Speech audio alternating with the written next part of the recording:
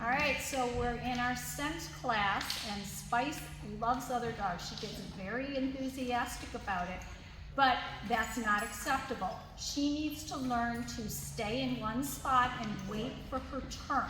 So we have worked with Spice, perch,